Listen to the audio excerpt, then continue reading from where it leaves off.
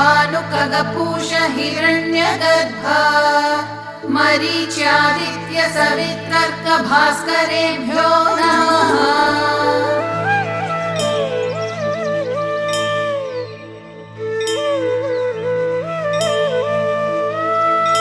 श्रीमन्नशेष जगदेक महाप्रदीप सच्चेतनाप्रद जगद्धित कृत प्रताप तेजस्वरूप करजाल विमृष्ट पाप मित्रान्वहं मम विभो कुरु सुप्रभातम्। ऐश्वर्यमीश दिश पावक रूप वह्ने ज्ञानं च देहि परमेश्वर रूप शम्भो मोक्षं प्रयच्छ च जनार्दन रूप विष्णु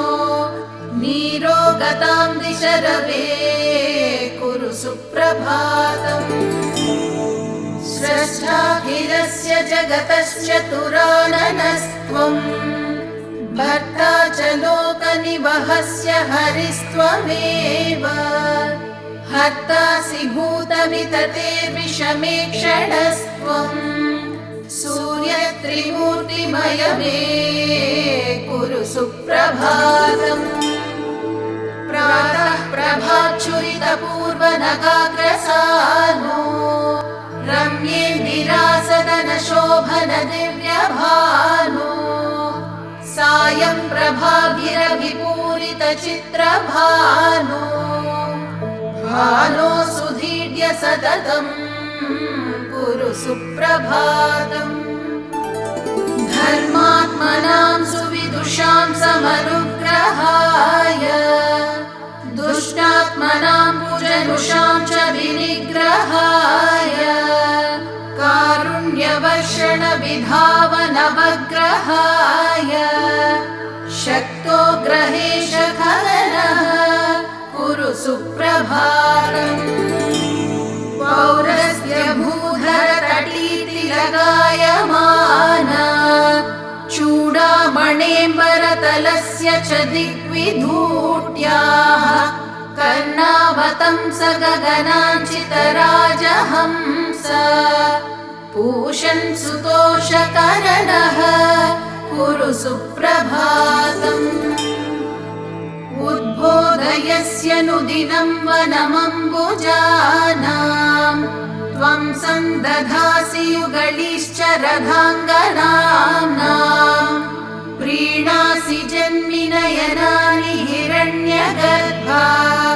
लोकोपकारपरणः कुरु सुप्रभातम्। मृद्नातिरोगनिवहोपघनं नितान्तम् कृष्णातिषड्रिपुगणो निशमन्तरङ्गम् तान् भस्मसात् कुरु मरीचिगणैर्मरीचे भक्तौघरक्षणरुचे कुरु सुप्रभातम्। येषां पराञ्चिकिलखान्यतृणत्स्वयम्भू स्वां वह्निपिण्डमतुलं खलु मन्वते जानन्ति योगिनि वहाः पुरुषं परं त्वाम् आदित्य सत्यधरणः कुरु सुप्रभातम्। भर्गोऽस्य धीमहि च तत्सवितुर्वरेण्यम् देवस्य चोदयसि यस्त्वमिमाधियो नः सुषेहि वाञ्छितफलं समुपाश्रितानां तेजो निधान सवितः कुरु सुप्रभातम्। सम्पर्कमात्र परिशोषित भक्तपाप पुत्रद्वयी विहितकर्कशतापहारिन् भ्रान्तस्य मर्कटशिशोः सुफलायितार्क तर्कातिदूरमहिमन् कुरु सुप्रभातम्। यान्याञ्जनाननुजिगृक्षसि पासितांस्तान् तेषां धियां पथि शुभे परिचोदनेन हार्दं तमो हरसि पापमपाकरोषि मां पाहि भास्करेश्वर भास्कर विभो कुरु सुप्रभातम् ध्येयः सुवर्णमय आपरणखादिरण्यश्मश्रूर्हिरण्यमय केशयुतोऽब्जनेत्रः पापापहो निज सुमण्डल मध्यवर्ती साक्षी त्वमेव भगवन् कुरु सुप्रभातम् उद्यन्मरीचिचय रञ्जित पूर्वसिन्धो नानारुजाचित जनावनलोकबन्धो रोगादिहेतु कृमिजाल विनाशकाङ्घ्रे कोऽन्योऽभिशङ्कमरवे कुरु सुप्रभातम्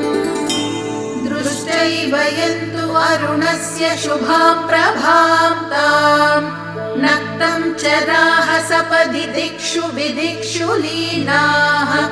अन्ये जनाश्च नितरां तव दर्शनोत्काः लोकैकलोचन विभो कुरु सुप्रभातम् पञ्चेन्द्रियाणि च धियः करणानि पञ्च कर्मेन्द्रियाणि च मनोजनि मद्गणस्य त्वं देव जीवयसि रोगमपाकरोषि सर्वान् समेधयसि नः कुरु सुप्रभातम् उद्यन्महाभुवनमित्रमहास्त्वमध्य रोहन् दिशं सुरगणाध्युषितामुदीचीम् हृद्रोगमाशु हरिमाणमपाकुरुष्व नीरोगतां तनुहि मे कुरु सुप्रभातम् कालो ह्यखण्डवपुरेश गतागतैस्तम् मासत्तु वत्सरमुखैर्विभिनत्सि भेदैः सर्वानुदंश परिवर्त्य करोषि नित्य नूत्नं चराचर जगत् कुरु सुप्रभातम् शर्म प्रधा किल जगज्जन कर्म साक्षिन् वर्मायितांशु गणपञ्चरकाश्रितानाम् धर्मात्मरक्षण चण प्रणवादिदेव रोगौघनाशन रवे कुरु सुप्रभातम् शक्तिं हि येषु निददास्य विचिन्त्य शक्ते लोकोत्तरां स्थितिमिहाप्नुवते तुलां ते तामेव येभ्य उपसंहारसीशते स्युर्निः सारजीवनविधाः कुरु सुप्रभातम् रोगान् प्रशामयसि देवधिनोषिकायम्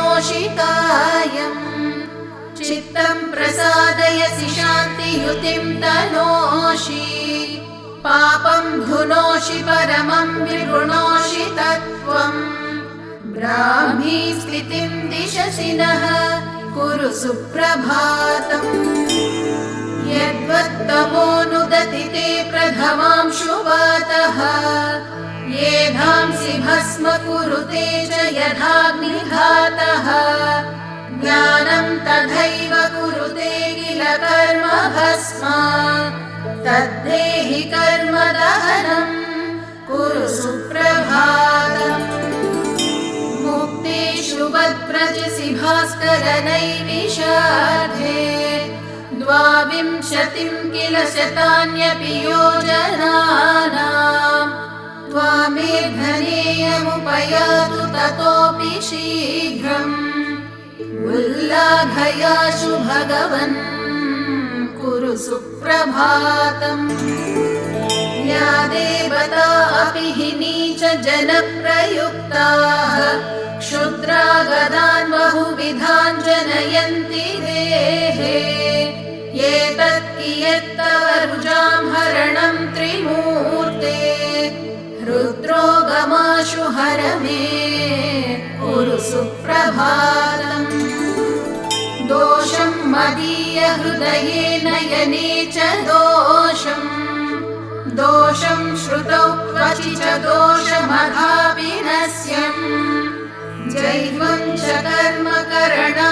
गतं च दोषम् संलोषयस्व किरणैः कुरु सुप्रभातम् धर्मार्थकामचयनप्रतिबन्धहेतून् कालक्रमेण विकरीकृत सर्वधातून् एकादशेन्द्रियकशक्तिविनाशयातून्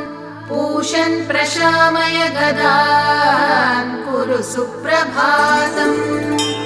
रक्ताम्बराञ्चितसुरक्तसुमाग्र्यमाला रक्ताब्जविस्तरकभक्तजनानुरक्त आरक्तकान्तिसुतनोवररक्तभूष रक्तान्तलोचन धृणे कुरु सुप्रभातम् वाताश्मरीगलमहोदरता प्रमेहान् अशोभगन्धर रुजे ग्रहणीमिकोचम्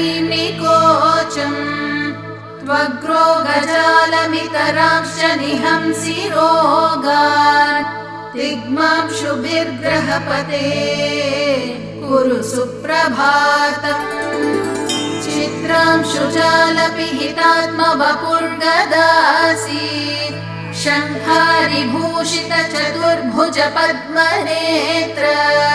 केयूरहार मुकुटाधिसुभूष सूर्य नारायण व्यय विभो कुरु सुप्रभातम् भद्रं च कर्णयुगलैः शृणुयामदेव पश्येम भद्रमनिशं नयनैर्यजत्राः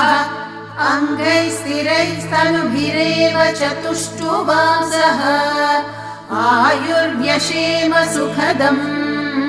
कुरु सुप्रभातम् येभ्यः प्रसीदति सहस्रमरीचिमाली तेभ्यः सदैव कुरुते ननु सुप्रभातम् नक्तं दिवा सकलजीवितमप्यमीषाम् पूर्णं भवेदतुलशान्ति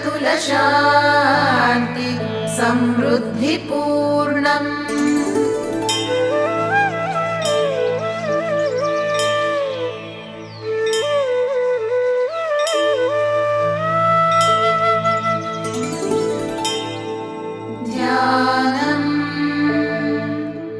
ध्यायेत् सूर्यमनन्तकोटिकिरणं तेजोमयं भास्करम् भक्तानामभयप्रदं दिनकरं ज्योतिर्मयं शङ्करम् आदित्यं जगदीशमच्युतमजं त्रैलोक्यचूडामणिम् भक्ताभीष्टवरप्रदं दिनमणिं मार्ताण्डमाद्यं शुभम् कालात्मा सर्वभूतात्मा वेदात्मा विश्वतोमुखः जन्म मृत्यु जरा व्याधि संसार भयनाशनः ब्रह्मस्वरूप उदये मध्याह्ने तु महेश्वरः अस्तकाले स्वयं विष्णुः त्रयीमूर्तिर्दिवाकरः एकचक्ररथो यस्य दिव्यः कनकभूषितः सोऽयं भवतु न प्रीतः पद्महस्तो दिवाकरः पद्महस्तः परज्योतिः परेशाय नमो नमः अण्डयोनिर्महासाक्षी आदित्याय नमो नमः धर्ममूर्तिर्दयामूर्तिर्सत्त्वमूर्तिर्नमो नमः सकलेशाय सूर्याय क्षान्तेशाय नमो नमः क्षयापस्मारगुल्मादिदुर्दोषव्याधिनाशनम् सर्वज्वरहरं चैव क्षुक्षिरोगनिवारणम् एतत् स्तोत्रं शिवप्रोक्तं सर्वसिद्धिकरं परम् सर्वसम्पत्करं चैव सर्वाभीष्टप्रदायकम् सर्वसम्पत्करं चैव सर्वाभीष्टप्रदायकम् ॐ सूर्यनारायणाय नमः।